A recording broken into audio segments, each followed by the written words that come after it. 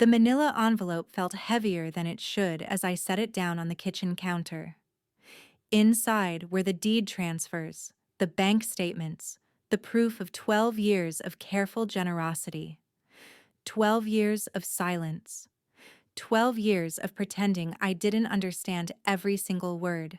Before we jump back in, tell us where you're tuning in from, and if this story touches you, make sure you're subscribed, because tomorrow I've saved something extra special for you.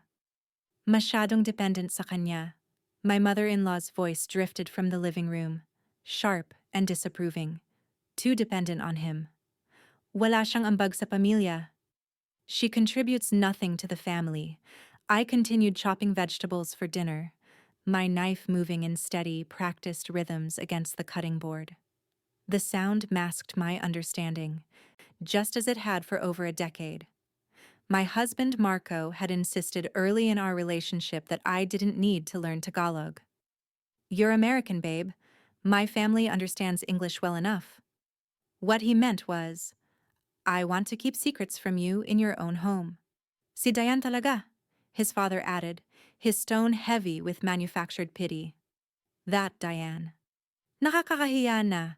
Walang career, walang savings. Buti na lang may Marco." It's embarrassing now. No career, no savings. Good thing there's Marco.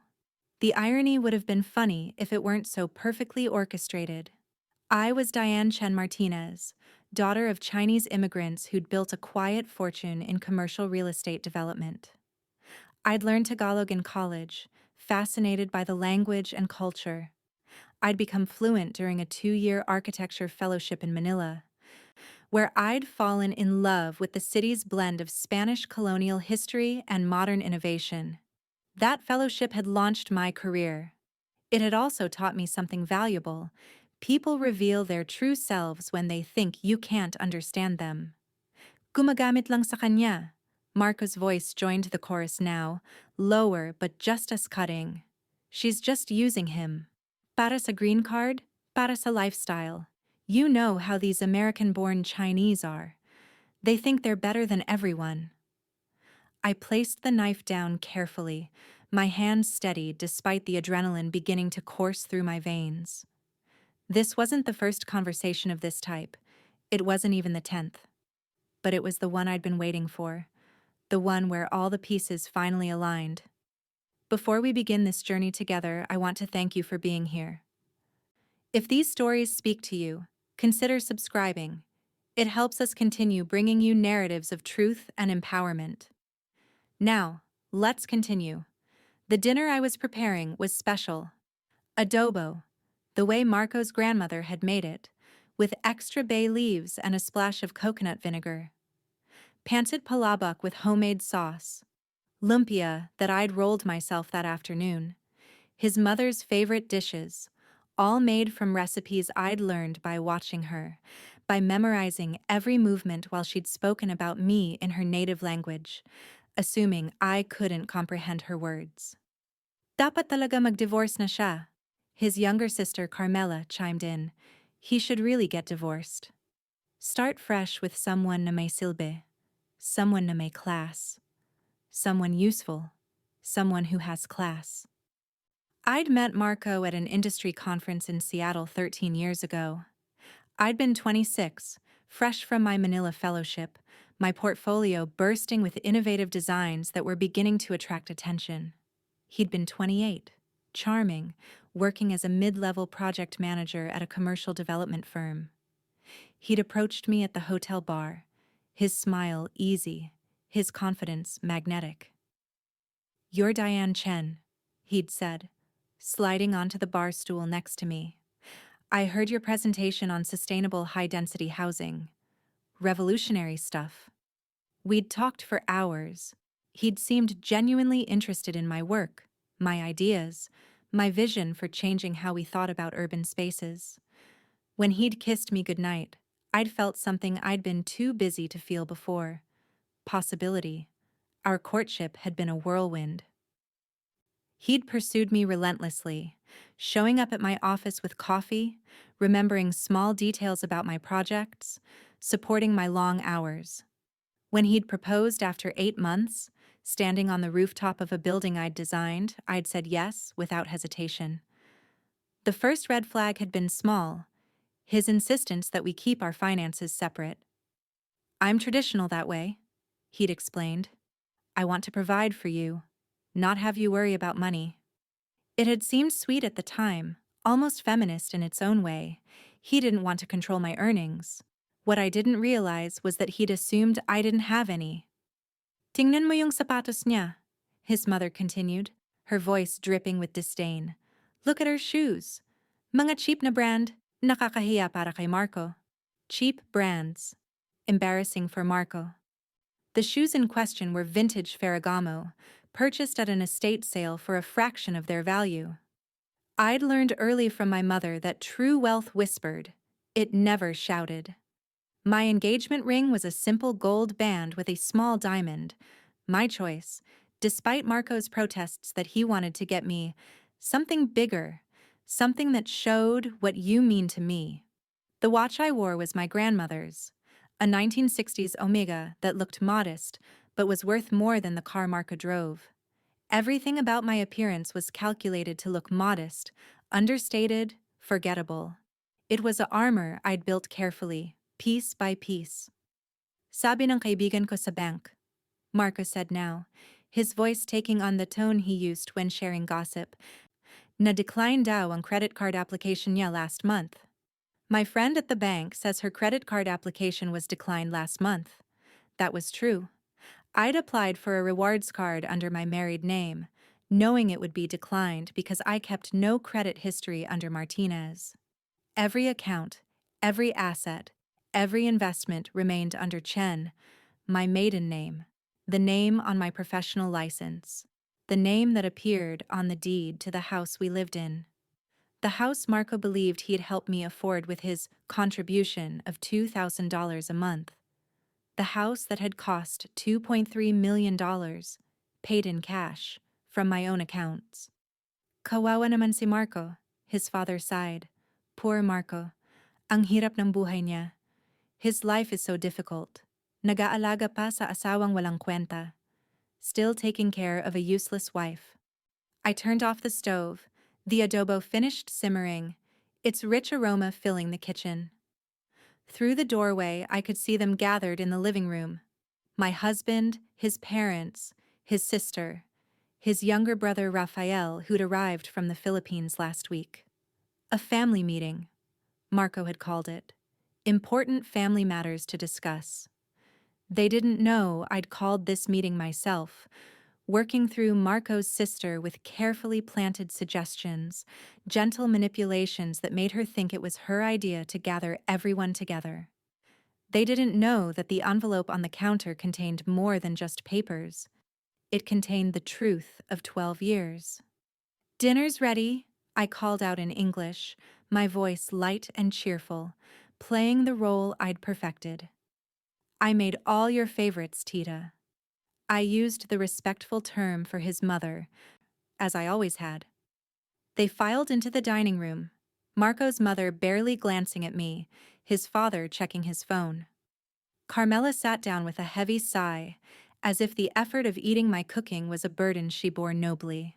Raphael, the youngest and least venomous of the family, gave me a small smile that didn't quite reach his eyes. Marco kissed my cheek as he passed, a performative gesture of affection. "Smells great, babe. You really outdid yourself." In Tagalog, his mother muttered to his father, "Pag-uwi, kakain tayo ng totoo. When we get home, we'll eat real food." I smiled and began serving, placing generous portions on each plate. The pancit glistened under the chandelier, the Murano glass chandelier I'd had shipped from Venice. Though Marco believed it was a reproduction from a home goods store. The table itself was solid mahogany, custom made by a craftsman in North Carolina, though I'd let Marco think it was a lucky find at an estate sale. "So," Marco said, settling into his chair at the head of the head of my table, in my house. "Dad, Mom, I wanted you all here because we need to discuss some things about Diane and me." My heart rate remained steady. This was it. the moment I'd been engineering for the past 3 months. Preparing and narrating this story took us a lot of time, so if you are enjoying it, like this video, it means a lot to us. Now back to the story. Things haven't been great, he continued, reaching for his water glass. And I think it's time we were honest about the situation. Tungkol sa pera? His mother asked. About money? Ang hirap na ba? Is it difficult now? Yeah, about money, Marco said in English, glancing at me with what he probably thought was a sympathetic expression. Among other things, I took a sip of my own water, waiting. I'd become good at waiting, at watching, at collecting information. In my work as an architect, patience was essential. You couldn't rush a good design, couldn't force a vision into being before all the elements aligned. The same principle applied here. The thing is, Marco continued, I've been supporting us basically alone for years now, and it's becoming unsustainable. Sabi ko na, his sister interjected. I told you so. Dapat hindi mo pinakasalan yan. You shouldn't have married her. English, Carm, Marco said mildly. It's rude. Carmela rolled her eyes but complied. I'm just saying. We all saw this coming. She's never had a real job, never contributed anything meaningful. You've been carrying the entire weight of this marriage. I let the words wash over me, my expression carefully arranged into one of hurt confusion. Marco, what is this? What's happening? He had the grace to look uncomfortable at least. Look, Diane, you're a good person, but we need to be realistic. You haven't worked a consistent job in years. Your little design hobby doesn't bring in any real income. I've been paying for everything. The mortgage, the bills, your shopping, your car. My design hobby, I repeated softly, as if wounded. Inside, I was calculating, adjusting, preparing. The work I do from home is consulting. His father interrupted in English, his accent heavy. You call it consulting. But who pays you? Where is the money? I have clients, I said, my voice smaller now, more uncertain. I told you, Marco. I work with who?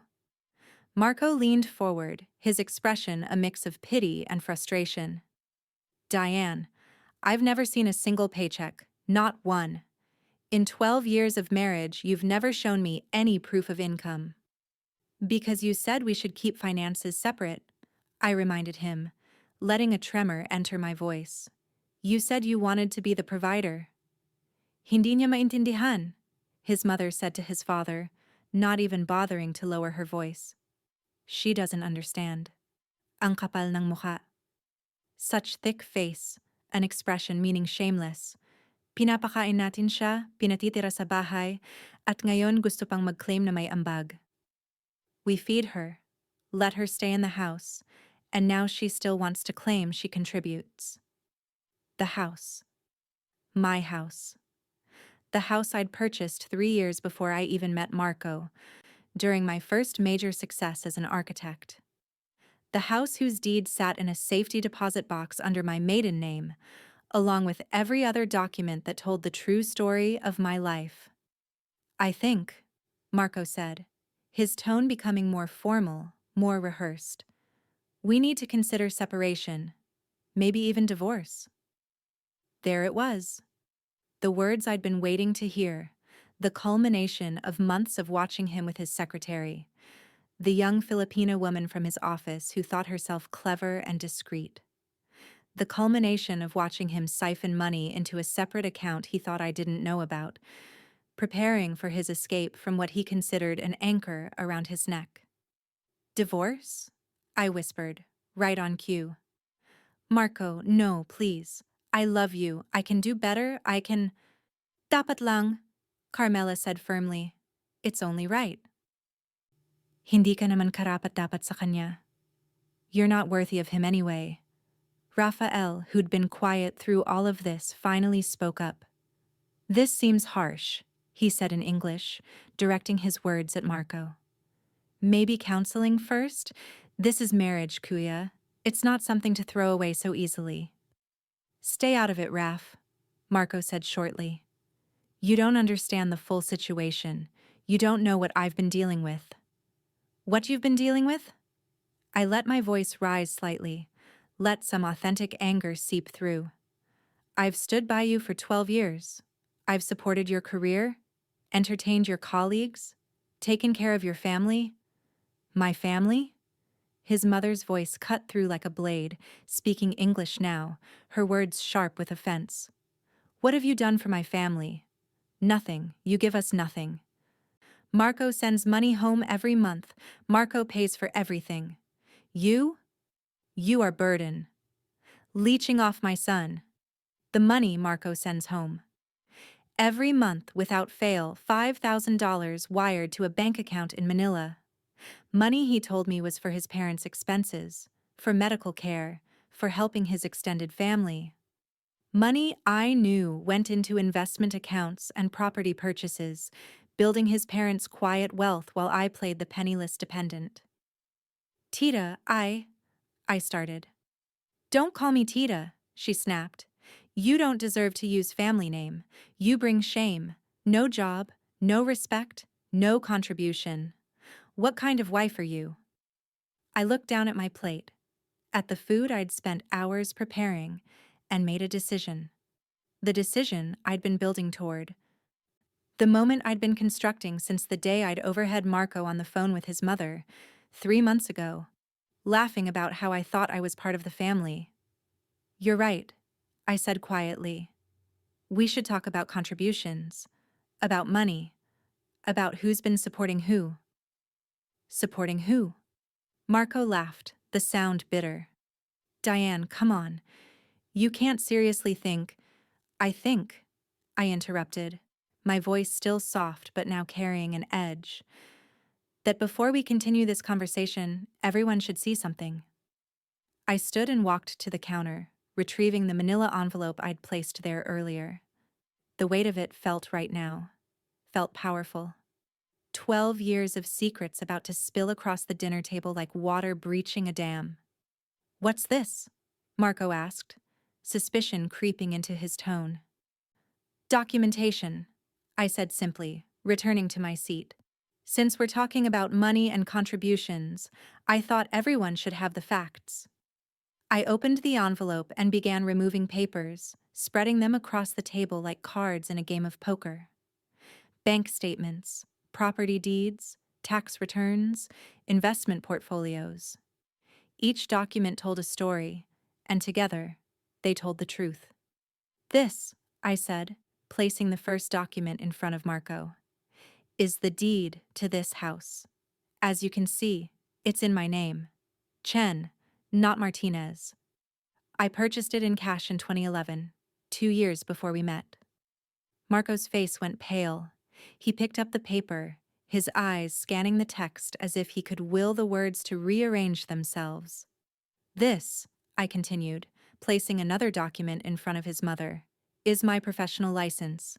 I'm not a hobby designer. I'm a licensed architect with my own firm, Chen Design Associates, established in 2010. You said you did consulting, Marco stammered. Small projects, freelance work.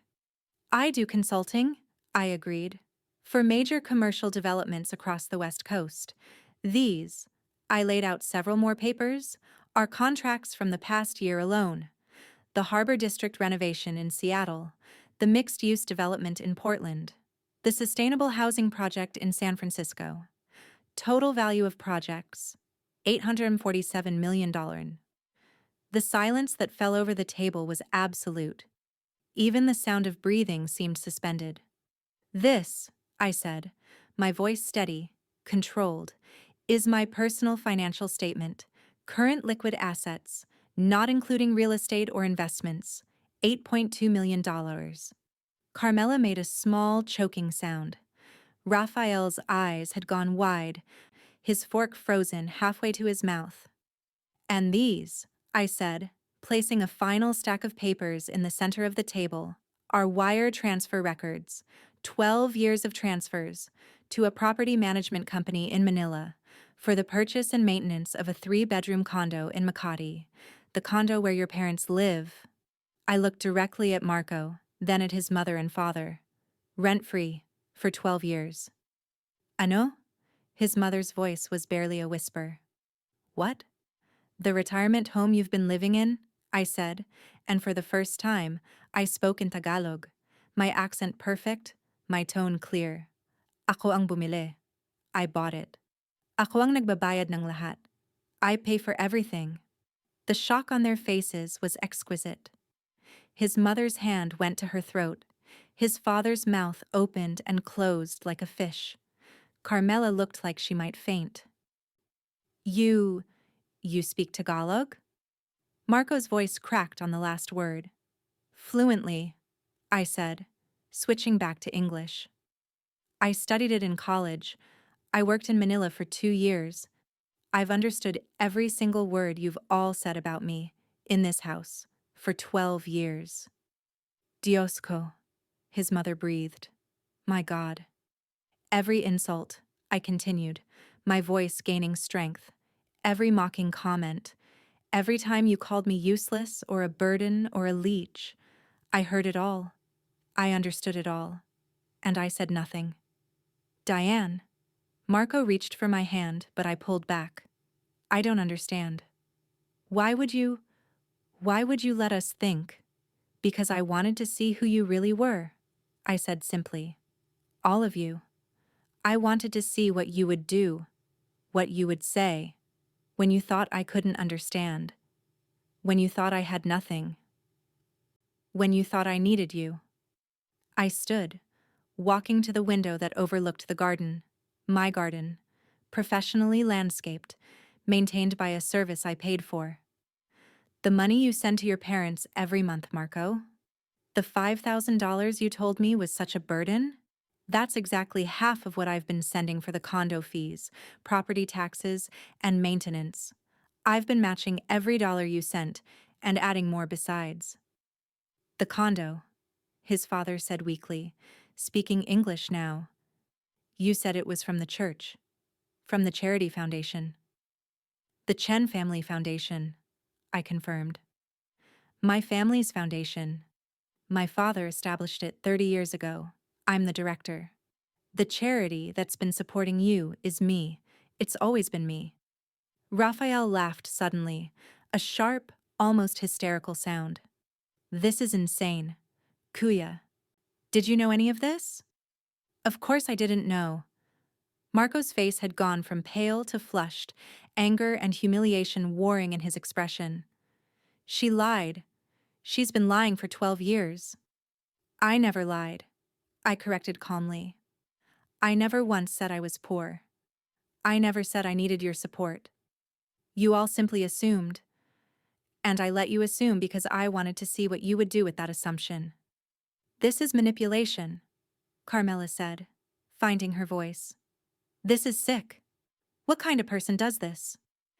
The kind of person who learned young that people show their true faces when they think you have nothing to offer, I said. My mother taught me that. She watched my father's business partners abandon him during a rough year, watched supposed friends disappear. When the money came back, so did they. So she taught me to be careful. To watch. To wait. This is crazy, Marco said, standing abruptly. You can't just... You've been spying on us, on my family, recording our conversations. I haven't recorded anything, I said. I didn't need to. I just listened and learned. His mother spoke now, her voice trembling. All these years, nagmura kami sayo. We cursed at you. Nagmukha kaming mga tanga. We looked like fools. You looked like exactly who you are, I said gently, switching back to Tagalog. People who judge others by their bank accounts. People who measure worth in dollars and designer labels. You had no right, Marco said, his voice rising. No right to trick us like this, to make fools of us in our own... He stopped, looking around at the house. In your house? No, I agreed. I suppose I didn't. Just like you had no right to mock me, belittle me, plan to divorce me so you could run off with your secretary. Yes, Marco, I know about Christina, while still living off the generosity you didn't know you were receiving. His face went white again. How did you— I'm not stupid, I said. I'm not useless.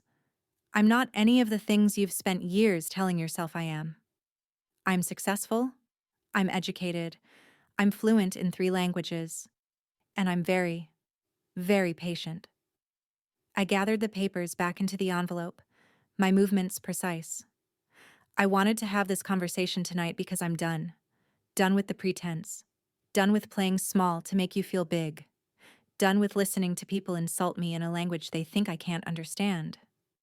So what now? Raphael asked quietly. He alone seemed more thoughtful than shocked, more curious than angry. What happens now? Now, I said. We're honest. Completely honest. Marco wants a divorce? Fine. We'll divorce. But he'll leave this marriage with exactly what he brought into it: his clothes, his car, and his own debts.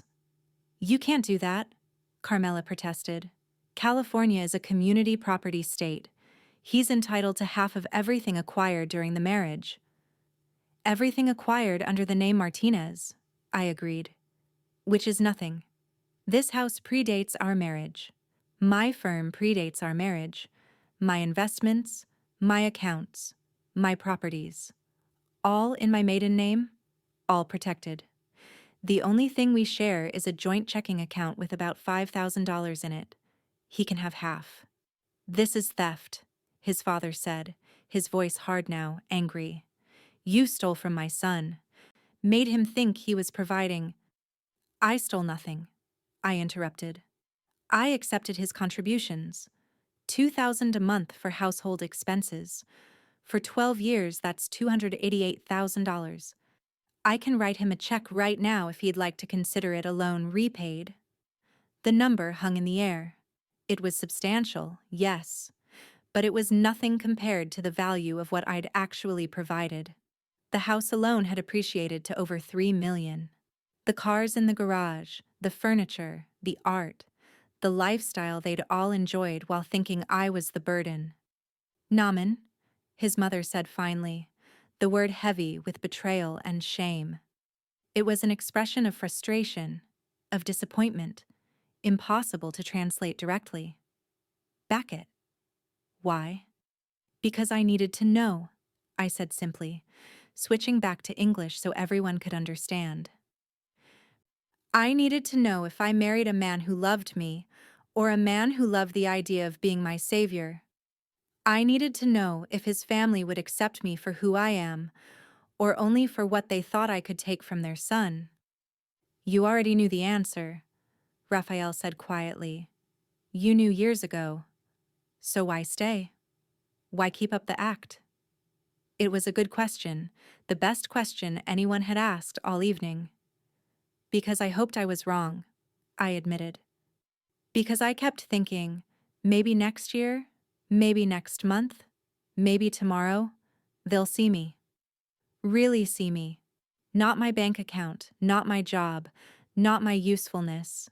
Just me. The person who loves their son. The person who cooks their favorite meals and learns their language and sends money to support them while pretending to be poor so they won't feel ashamed. That's not love, Marco said bitterly. That's a science experiment. We were rats in your maze. No, I said firmly. You were people I gave every chance to be kind without incentive, to be loving without profit, to treat me with respect when you thought I had nothing worth respecting. And you failed. All of you except Raphael. I nodded to the youngest brother, who'd rarely joined in the mockery. You failed consistently and completely. I walked to the door, picking up my purse from the hall table. I'm going to stay at a hotel tonight. Tomorrow, I'll have my lawyer contact you, Marco, about divorce proceedings. They'll be quick and equitable according to actual law, not your interpretation of it. The condo, his father said suddenly. In Manila. What happens to it? I paused, considering. That depends on you. The foundation owns it, and I direct the foundation. I could sell it. I could donate it to actual charity. Or, I looked at his mother, at the fear and shame and anger warring in her face. I could continue to let you live there, if you can learn to be honest, if you can learn that my generosity wasn't weakness, and your cruelty wasn't strength. Diane, Marco's voice stopped me at the door. I did love you. I do love you.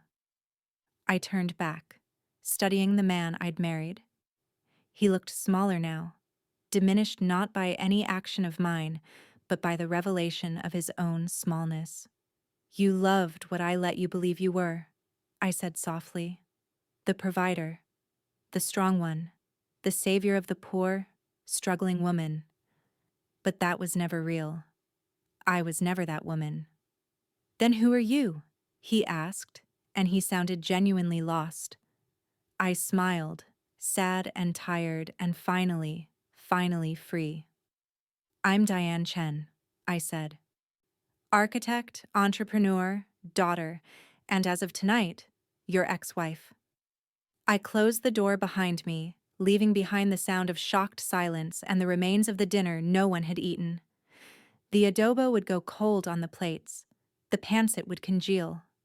The carefully prepared food would go to waste, just like 12 years of marriage built on assumptions and lies of omission. My car, a modest Honda I'd driven for years, never bothering to replace despite being able to afford any vehicle I wanted, started with its familiar rumble. I sat in the driveway of my own house, looking at the warm lights in the windows, and felt something I hadn't felt in years. Relief. My phone buzzed. A text from my business partner Maya, who'd known about tonight's plan. How did it go? I typed back. The truth is out. Finally. 3 dots appeared. Then. Good. You coming to the office tomorrow? We have the San Jose presentation. Right. The San Jose project, a $200 million mixed-use development that would transform 3 city blocks. My design, my vision, my work that Marco had dismissed as a hobby. I'll be there, I typed. Wouldn't miss it. As I pulled out of the driveway, I glanced in the rearview mirror. Through the window, I could see them still sitting at the table, frozen in the wreckage of their assumptions. Part of me felt guilty for the deception, for the years of pretense. But mostly, I felt grateful. Grateful for the clarity. Grateful for learning exactly who would stand by me when they thought I had nothing. Grateful for finding out that the man I'd married loved an illusion, not a person. And grateful that I had the resources, the independence, and the strength to walk away. The hotel I checked into was one I'd designed 5 years ago, a boutique property in downtown Seattle with floor-to-ceiling windows and a rooftop garden. The night manager recognized me immediately. Ms. Chen, we didn't have you on the schedule tonight. Is everything all right? Everything's fine, David, I assured him. Just needed a change of scenery. Do you have the corner suite available? For you? Always? The suite was beautiful. I'd designed it to be a sanctuary, never imagining I'd need it as one myself. I ordered room service, poured a glass of wine from my personal bottle that the hotel kept stocked, and sat by the window looking out at the city lights. My phone rang. Raphael. I hope you don't mind, he said when I answered. I got your number from the papers you left. The business cards. I don't mind, I said. What can I do for you, Raphael? I wanted to apologize, he said quietly. I should have said something. All those times they talked about you, I should have defended you. I didn't, and I'm sorry. You were never cruel, I pointed out. That's more than the others can say. I was complicit by silence, he said. That's its own kind of cruelty. Look, I know you probably don't want anything to do with any of us after tonight, but I wanted you to know what you did was brilliant. Harsh, maybe, but brilliant. They needed to see themselves clearly. Thank you, I said, surprised by how much his words meant. That helps. For what it's worth, he added, I think my brother's an idiot. If someone loved me enough to take care of my entire family while letting me think I was the one doing the providing, I'd fall to my knees in gratitude, not plan a divorce. I laughed, the sound catching in my throat. You're young yet, Raphael. Don't be too hard on your brother. He's a product of expectations. The oldest son, the provider, the one who had to be strong. It's hard to maintain that image when you discover your wife never needed you to be strong for her. Maybe she needed him to be strong with her, Raphael said. Not for her, with her.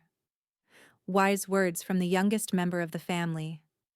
Maybe so, I agreed. After we hung up, I sat in the darkness, finishing my wine and thinking about the road ahead. Divorce proceedings, business as usual at the firm. Perhaps, eventually, dating again, though this time with full transparency. With no games or tests or protection through pretense. My phone buzzed again. Marco this time. I let it go to voicemail, then another call, and another. Finally, a text. We need to talk, please. There's so much to explain. But there wasn't, really. Everything had already been explained in the most honest way possible, through actions over years, through words spoken when they thought I couldn't understand, through choices made when they believed no one was watching. I set my phone to silent and went to bed in the suite I'd designed, in the hotel I'd helped create, secure in the knowledge that when morning came, I would wake up as exactly who I'd always been, Diane Chen, architect, businesswoman, and finally, truthfully, myself. Tomorrow would bring complications, legal discussions, property divisions, the awkward dance of disentangling a 12-year marriage. But tonight, I slept peacefully for the first time in years, no longer carrying the weight of a secret that had become too heavy to bear. The truth, I'd discovered, didn't always set you free immediately. Sometimes it trapped you first, forced you to sit in the wreckage of your own making, and only then, only after you'd faced what you'd built and what you'd hidden, did it offer liberation. I'd take it. God help me. I'd take it with both hands and never look back.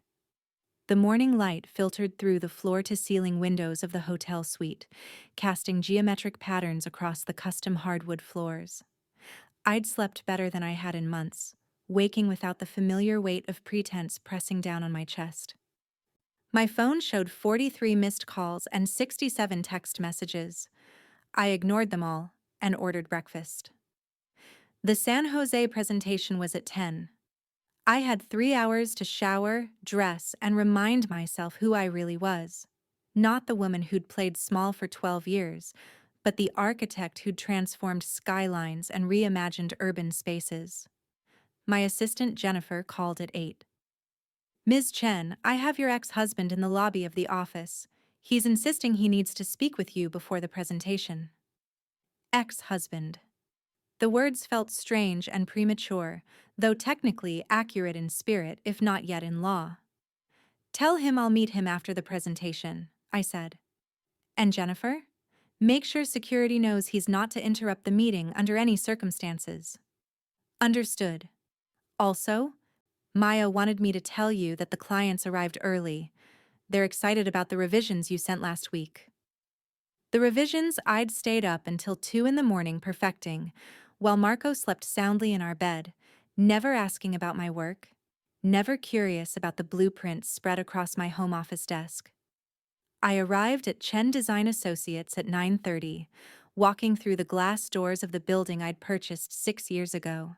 The firm occupied 3 floors of prime downtown real estate, with 52 employees and satellite offices in Portland and San Francisco.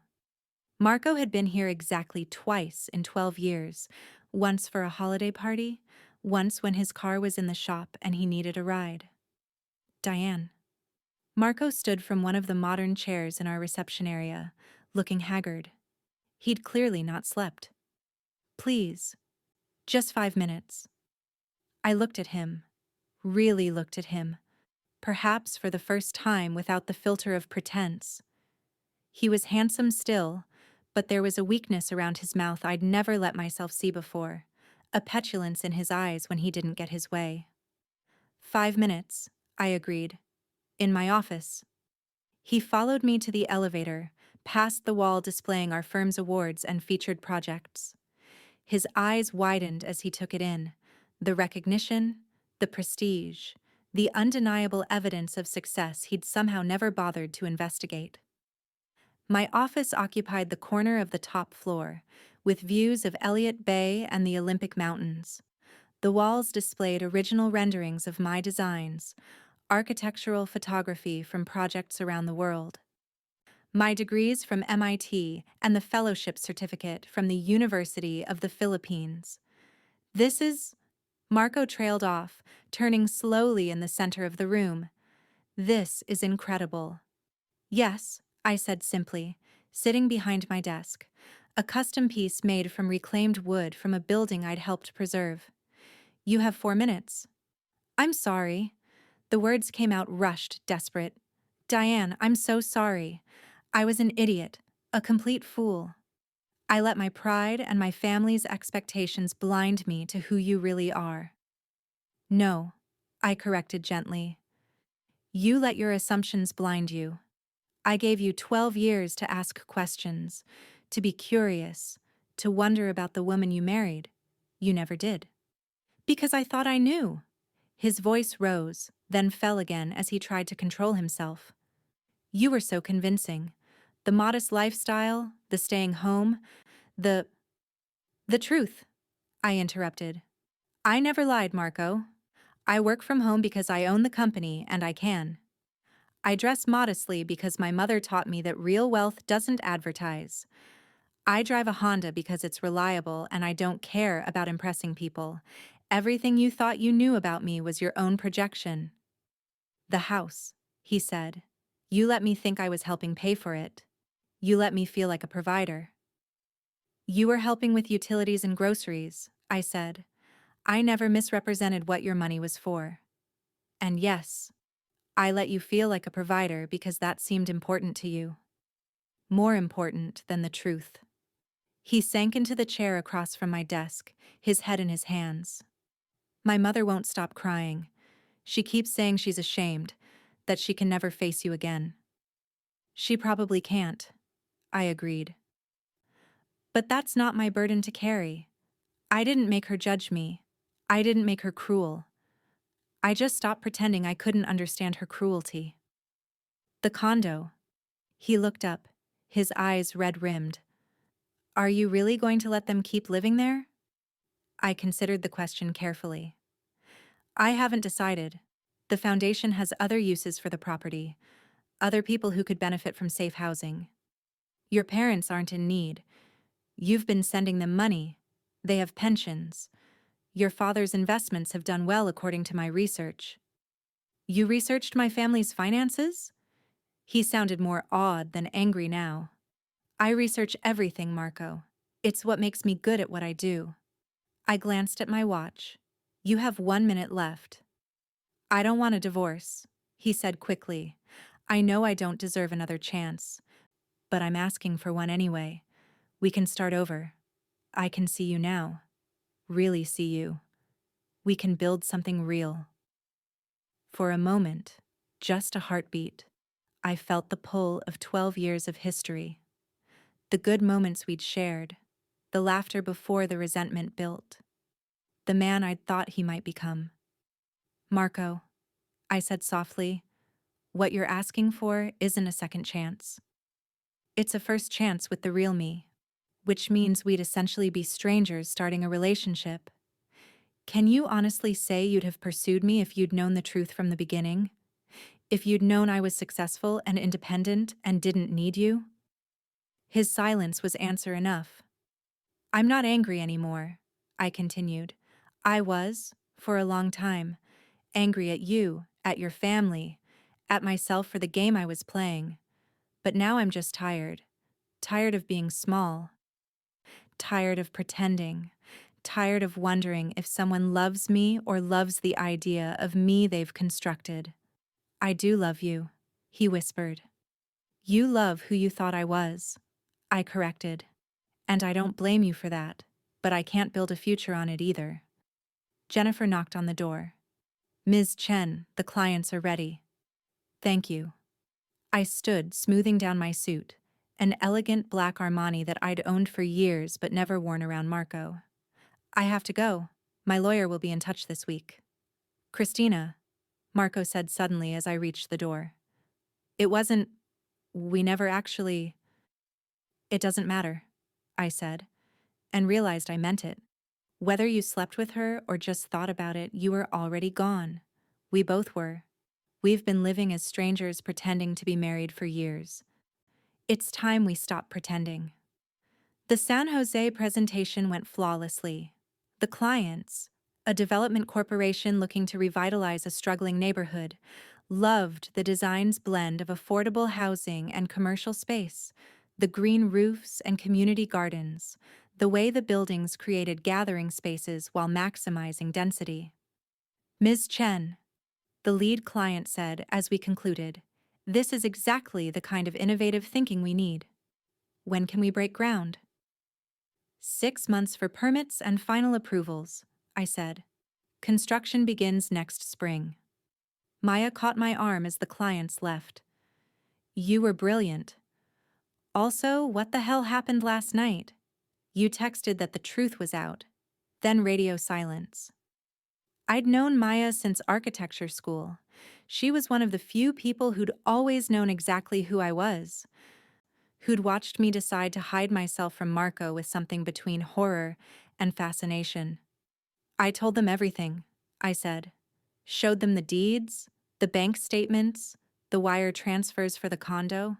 Spoke to them in Tagalog for the first time. Maya's eyes widened. Oh my God, how did they react?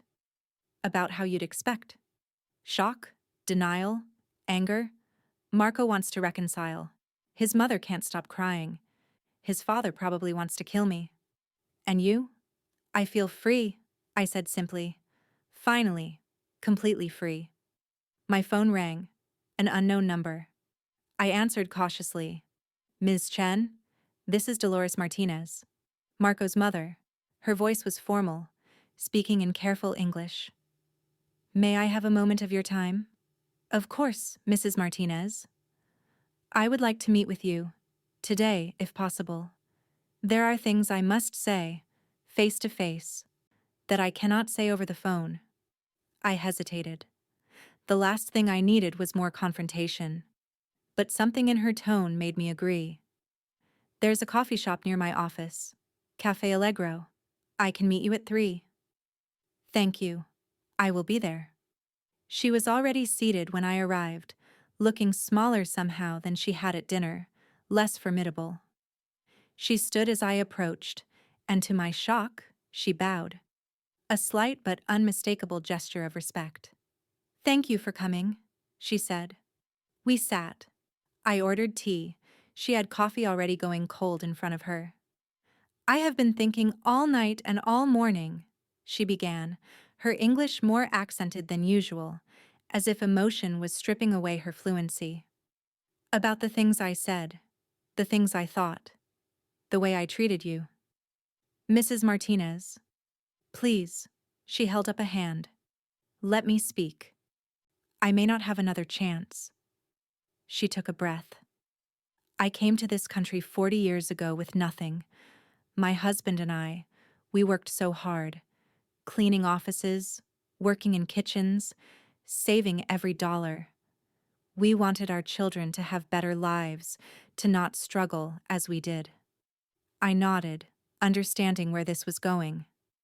When Marco married you, I thought he was making a mistake. A pretty American girl, but no family support, no obvious career. I worried you would hold him back, that he would have to work twice as hard to support you both. So you decided I was the problem, I said quietly. Yes. She met my eyes, her own brimming with tears. And I was wrong. So completely. Terribly wrong. But it was more than that. I think. She paused, struggling with the words. I think I was jealous. Jealous. You had what I never had, she said. Education from a good school. A career you loved. The freedom to choose your life. I never had choices. I did what I had to do to survive, to raise my family. And seeing you, young and American and free, I made assumptions. Cruel assumptions. You thought I took my freedom for granted, I said, understanding. Yes, and I resented it. So I told myself you were lazy, that you were using my son, that you didn't deserve the life you had. She wiped her eyes. I convinced myself I was protecting Marco. But really, I was just angry at my own life, my own choices. It was perhaps the most honest thing anyone from Marco's family had ever said to me. I appreciate you sharing that, I said carefully. But it doesn't erase 12 years of cruelty. No, she agreed. It doesn't. Nothing can. But I wanted you to know. The condo, the money you sent, the way you took care of us while we insulted you. Her voice broke. That is the kind of grace I have never shown to anyone. You are a better person than I am, than any of us are. I'm not better, I said. I'm just different. I had different advantages, different struggles. My parents gave me opportunities your generation fought to give the next generation. That doesn't make me superior. But you used those opportunities, she said. You built something beautiful. And we tried to tear you down for it. She reached into her purse and pulled out an envelope. This is every bank statement from the past 12 years. Every wire transfer you sent to the property management. I calculated it all. It's over $750,000 you've spent on us. The number didn't surprise me. I'd known roughly what I'd invested in their comfort. I cannot pay you back, she continued. Not in money, but I wanted you to know that I see it now. I see what you did, and why it matters, and how badly we failed you. What do you want from me, Mrs. Martinez? I asked gently. Permission, she said. Permission to tell my children, my extended family, the truth. That we were wrong about you. That you were never the problem. That we should have seen your kindness, your generosity, your strength. You don't need my permission for that, I said. Yes, I do. She looked at me directly. Because if I tell them, they will ask about the condo. They will know you could take it away. And I need to tell them that you have every right to, that we have no claim to your charity after what we've done. I sat back, considering. This was what I'd wanted, wasn't it? Recognition, acknowledgement, an admission that I'd been wronged. So why did it feel so hollow? Keep the condo, I said finally. The foundation will maintain ownership, but you can live there rent-free as long as you need it. Consider it my gift to the family I tried to be part of. Why? She asked, genuinely confused. After everything we did, why would you continue to help us? Because, I said slowly, working it out as I spoke, cruelty is easy. Revenge is easy. Walking away and cutting you off would be easy, but I built a career on creating spaces where people can thrive. I built a foundation to help families have security. Just because you were cruel doesn't mean I need to be. She started crying in earnest then, silent tears streaming down her face. I do not deserve your forgiveness. You probably don't, I agreed. But forgiveness isn't always about deserving. Sometimes it's about choosing not to carry anger anymore. You hurt me. All of you did. But I'm choosing to put that down now. Not for your sake, but for mine. Marco, she said after a moment. He wants another chance with you. I know. I can't give him that. I understand. She nodded. He needs to learn what I am learning now, that love is not about control or providing or being needed. It is about seeing someone clearly and choosing them anyway. He'll find someone, I said. Someone who fits the life he wants to build, but that someone isn't me. We talked for another hour about her life in the Philippines, about her journey to America, about the dreams she'd had and the compromises she'd made. It didn't erase the hurt, but it added context, dimension, humanity to a woman I'd seen only as an adversary. When we parted, she hugged me, briefly, awkwardly, but genuinely. "Thank you," she said, "for everything, for the condo, for this conversation, for being bigger than our smallness." "Take care of yourself, Mrs. Martinez," I said. "Dolores," she corrected. "Please, call me Dolores." The divorce proceedings took 4 months. Marco's lawyer tried initially to claim community property rights, but my documentation was airtight. Everything significant had been acquired before the marriage or maintained in my maiden name. In the end, he accepted a settlement of $100,000, more than fair given the circumstances. But I had no interest in being petty. "You're being too generous," Maya said when I told her. "He doesn't deserve anything." "Probably not," I agreed. "But I can afford to be generous, and he'll need something to start over. Consider it karma insurance." Christina, the secretary, had quit shortly after the separation became public. Raphael told me she'd been horrified to discover Marco had no money of his own, that the lifestyle she'd seen had been funded by the wife he'd planned to leave. There was a certain poetic justice in that. Raphael and I stayed in touch. He'd started working with the foundation, helping to identify housing needs in underserved communities. He had his grandfather's work ethic, but his generation's social awareness. A powerful combination.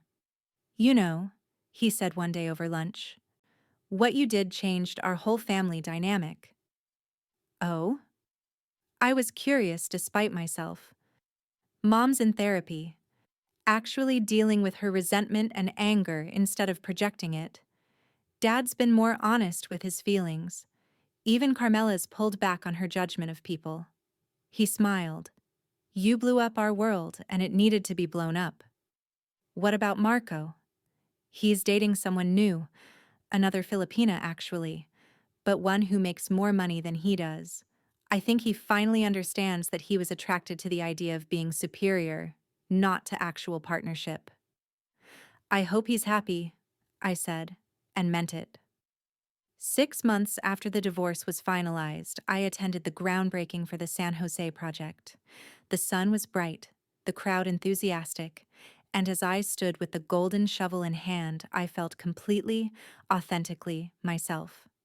"Ms. Sackers, Chen," a reporter called out. "What inspired this design?" "The belief that everyone deserves beautiful spaces," I said. "That architecture shouldn't just serve the wealthy, but should elevate entire communities. This project will provide 300 units of affordable housing, 20,000 square feet of retail space, and a community center with job training programs. It's not just buildings, it's possibility." That evening, I returned to the house that had been the stage for so much deception. I'd considered selling it after the divorce, starting completely fresh. But as I walked through the rooms, the kitchen where I'd cooked elaborate meals, the living room where I'd endured countless insults, the bedroom where I'd slept beside a stranger, I realized I didn't want to run from it. This house was mine. It had always been mine.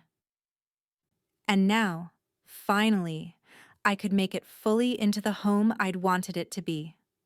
I hired a crew to paint, to renovate, to transform the spaces. The guest room became a proper home office, with drafting tables and a wall of architectural books.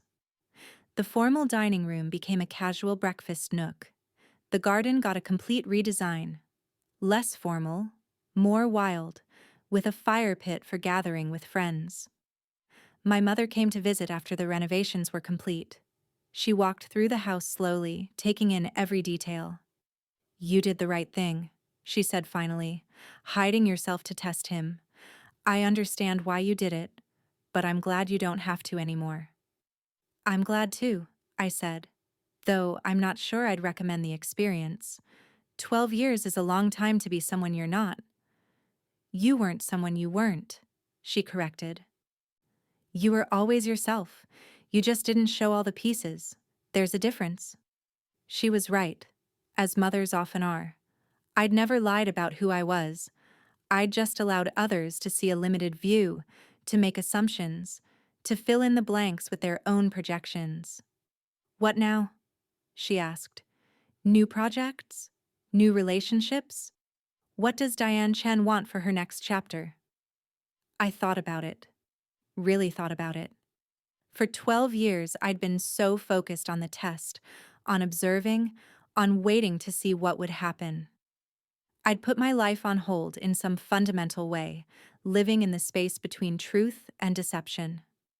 I want to be known, I said, fully, completely, honestly known.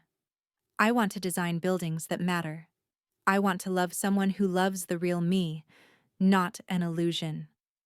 I want to stop testing and start trusting. That's brave, my mother said. Scarier than hiding ever was? Terrifying, I agreed, but necessary. 1 year after the revelation, I was invited to speak at a women in business conference. The organizers wanted me to share my story, the one that had become somewhat public through the divorce proceedings and the architectural press. I stood on stage in front of 500 women and told them the truth.